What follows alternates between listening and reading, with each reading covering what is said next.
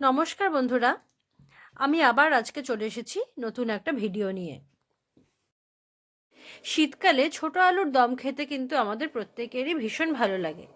আর আমি আজকে সেই আলুর দমেরই একটা সম্পূর্ণ নিরামিষ রেসিপি নিয়ে আপনাদের সামনে হাজির হয়েছি। ভিডিওটি ভালো লাগলে আমার ইউটিউব চ্যানেল তাতাই মা বাবা ভ্লগকে একটু সাবস্ক্রাইব করে দেবেন। আর আমার ফেসবুকের একটা পেজ আছে যার নাম কেয়ার হেসেল, সেটাকেও প্লিজ একটু ফলো করে আমার পাশে থাকবেন।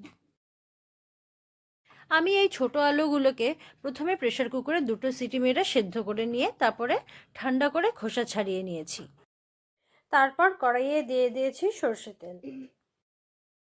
তেলটা গরম হয়ে গিয়েছে, তাই আমি এখন এর মধ্যে সেদ্ধ করে রাখা ছোট আলুগুলো ছেড়ে দিলাম।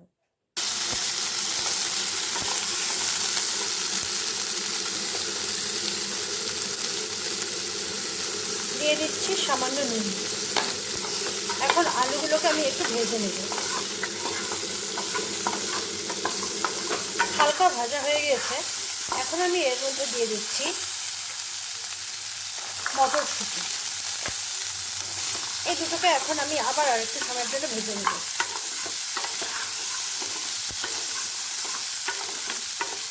এগুলো ভাজা হতে হতে আমি এখন তৈরি করে নেব মশলা। মশলার জন্য আমি নিয়ে নিয়েছি আদা, কাঁচা লঙ্কা, গোটা জিরে আর একটা টমেটোকে আমি এখানে ছোটো করে কেটে নিয়েছি।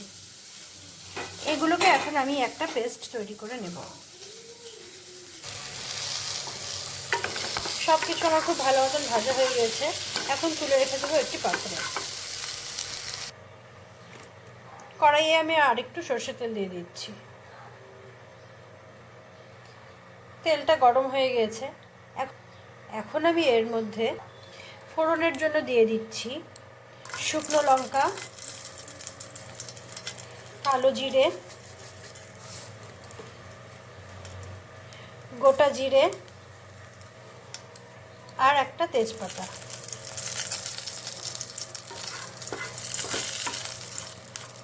ফোড়ন থেকে একটা সুন্দর গন্ধ বেরোলে আমি এর মধ্যে এখন বেটে রাখা মশলাগুলোকে ছেড়ে দিচ্ছি। এরই মধ্যে দিয়ে দিচ্ছি হলুদ আর স্বাদ অনুসারে নুন। এখন আমি মশলাটাকে সিম আঁচে কষিয়ে নেব। মশলাটা অনেকটাই কষে গিয়েছে, এখন আমি এর মধ্যে আগে থেকে ভেজে রাখা আলু আর মটরশুঁটিগুলো এটার মধ্যে দিয়ে আবার মশলার সাথে আরেকটু সময়ের জন্য কষিয়ে নেব। এভাবে 1-2 মিনিট নাড়াচাড়া করে আমি এর মধ্যে দিয়ে দিচ্ছি জল।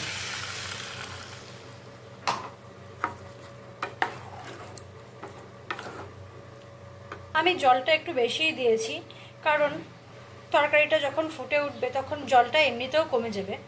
আর তাছাড়াও এই তরকারিটা আমার একটু বেশি ঝোল দিয়ে খেতেই ভালো লাগে। আমি স্বাদটাকে বাড়ানোর জন্য দিয়ে দিচ্ছি সামান্য চিনি।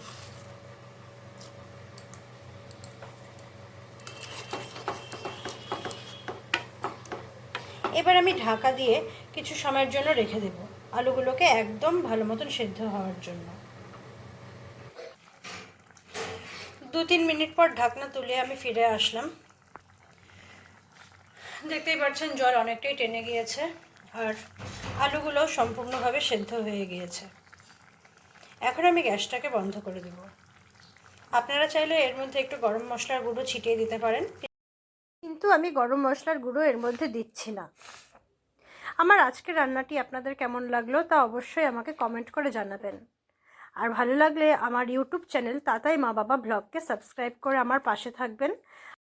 আর আমার ফেসবুক পেজ কেয়ার হেসেল চ্যানেলটিকে ফলো করে দেবেন। তাহলে আমি আজকের মতন আমার ভিডিওটি এখানেই শেষ করছি। ধন্যবাদ।